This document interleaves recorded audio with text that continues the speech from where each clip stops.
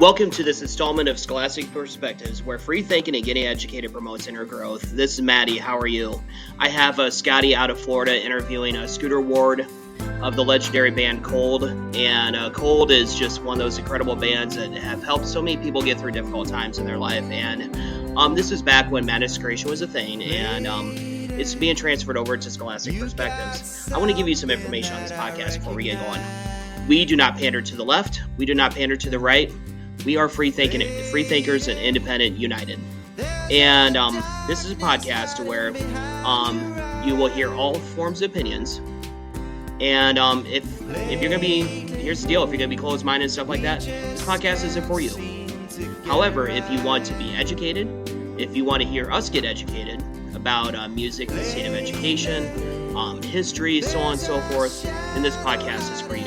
I'll also be talking about my educational experience as well. And sorry about the bell that you hear in the background. I figured that'd be a perfect sound for that. And but coming up, we have two 80s artists known as John Wayne and Krista Berg. I'm excited to have them on, and I'm excited for you guys to listen. You can find us on Spotify, Spreaker, SoundCloud, iHeartRadio, and YouTube. And on that note, here is Scotty's conversation with Scooter Ward of the band Cold. Take it away, Scotty and Scooter.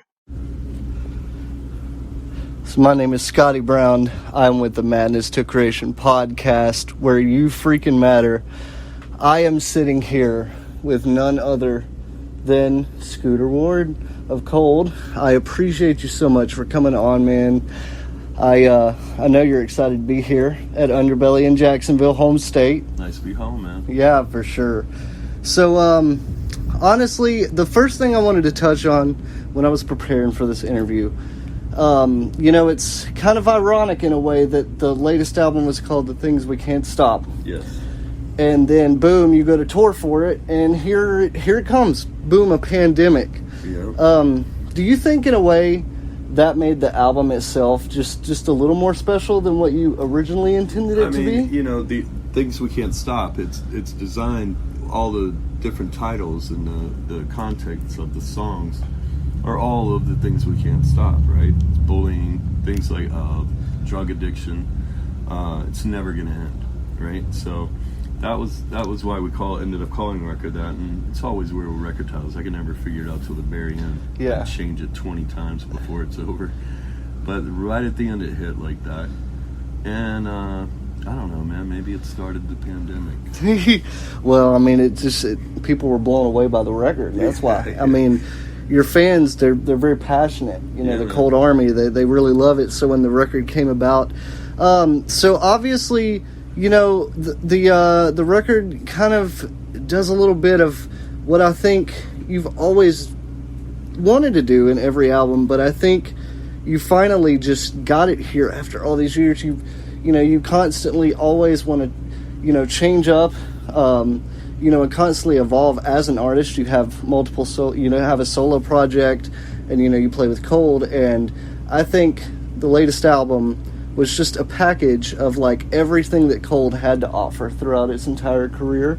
You have songs like Without You, who go, a little on the heavier side. Yeah, a little kind of like, yeah, definitely. And then, we have new ones that are super emotional and super passionate, like Shine. So, how did the writing process of that record come about? Because I feel like that was just one of the biggest points of the album. I mean, a couple of the songs, Snowblind, it was written years ago. I think right after Different Kind of Pain. I was still in that mode. Like every record I get in a different mode for songwriting. There's a different theme, Different Kind of Pain with storms and love, right? Yeah. Heartbreak.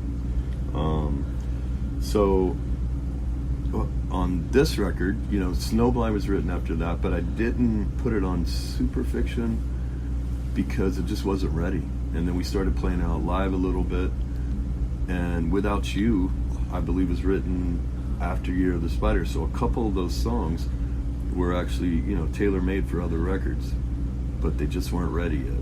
And I'm weird like that, man. I know Fred Durst used to tell me there was a song called Check Please. He finally had me go record it somewhere with Elvis Basquet. Elvis is awesome. Yeah, and he was just like, dude, why why do you write pretty songs and then you refuse to record them? And I said, because God damn it, not ready. You know, or maybe I'm not ready yet for it. Right? Absolutely. So when that thing hits, man, I just go, okay, it's time now for these songs. And yeah, I believe it's an accumulation of all the records combined, maybe minus the first record. You know, just all of things. Yeah, absolutely. So, you know, and here's the one thing with a band like Cold, especially. You know, you've all the way from the self-titled record all the way to now.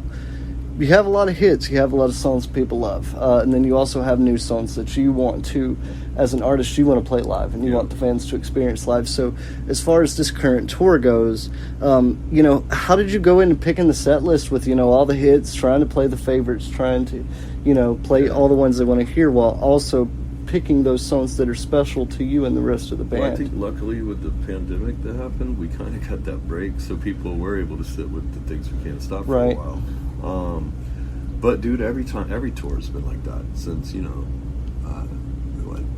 since Year of the Spider. Like, you always want to play the fans' favorites, but then I want to play my favorites as well. Exactly. And yeah, they need to experience that. So it's always turmoil. We always have 30 songs up on the board we'll put, and then we go through right before the show, and I think this one has like 23 songs that we're doing on this tour. However, during the tours, things switch out, and I don't know if it's because just the flow of the show, the emotion that people have throughout it. I see it on their faces, and I feel it. And yeah, we'll rotate things sometimes. So the beginning set list might not be the middle or the end of the set list for the tour. Hey, you got to keep the people that like to leak stuff on their game, right? Yeah.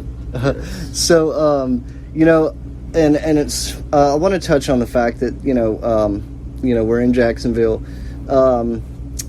Correct me if I'm wrong, Scooter, but the last time you guys played here in Jax would have been 2015. I think it was Rockville.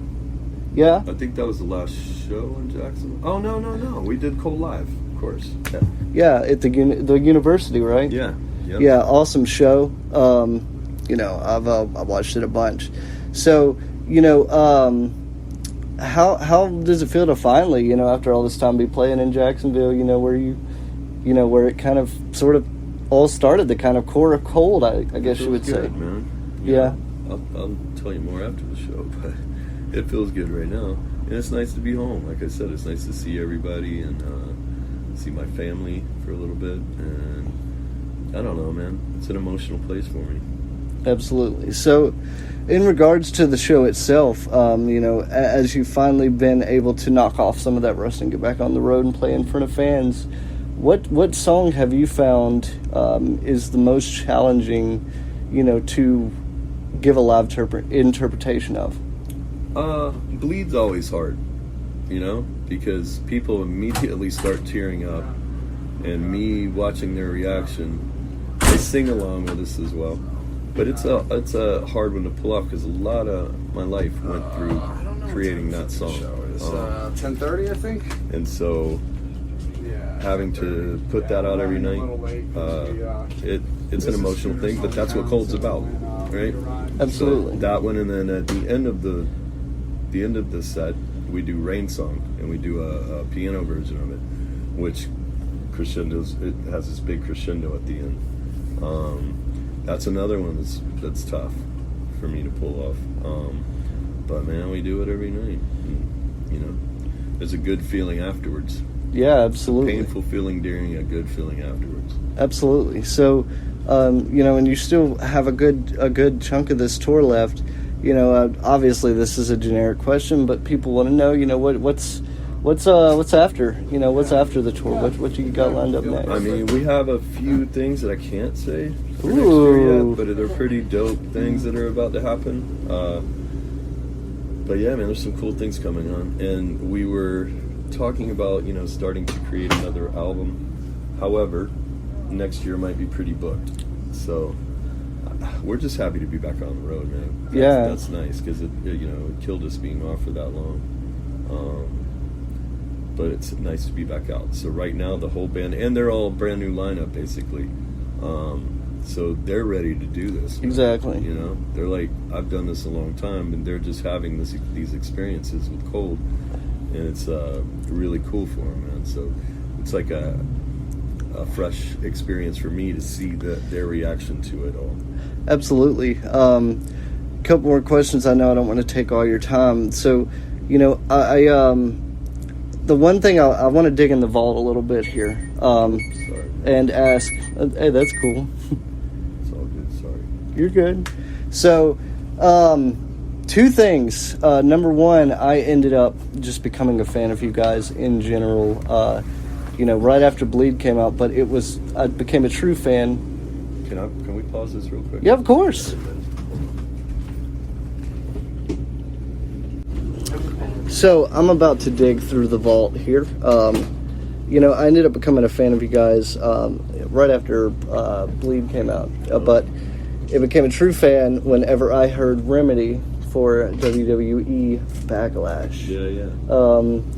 And do you ever remember working with WWE in any form or fashion? I do, man. You know, it was, I mean, when they asked us to do the Gone Away song, we had already been connected with a bunch of wrestlers. They were coming, they just were Cold fans.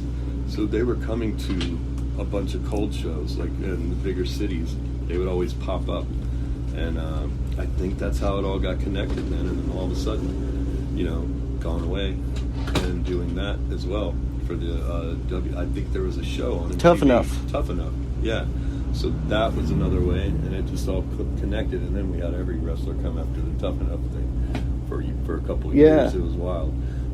I'd walk into a dressing room and be like, "What the hell is happening right now?" But it was pretty awesome. And then one more item from the vault that I want to dig out: PSIOPS, the video game. Yeah. With My Mind.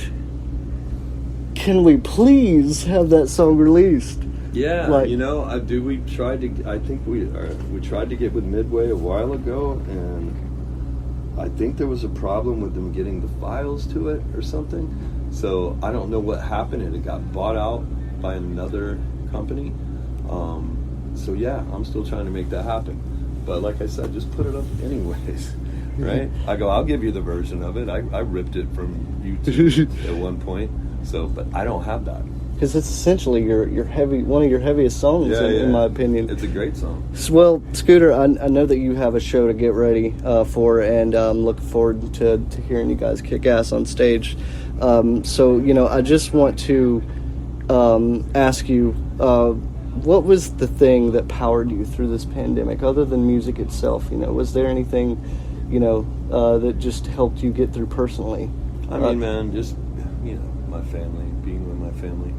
My sister is still very ill, so I was traveling back from Kansas City to here a lot to visit her, and you know, man, I think that's having that. My wife, they pulled me through everything.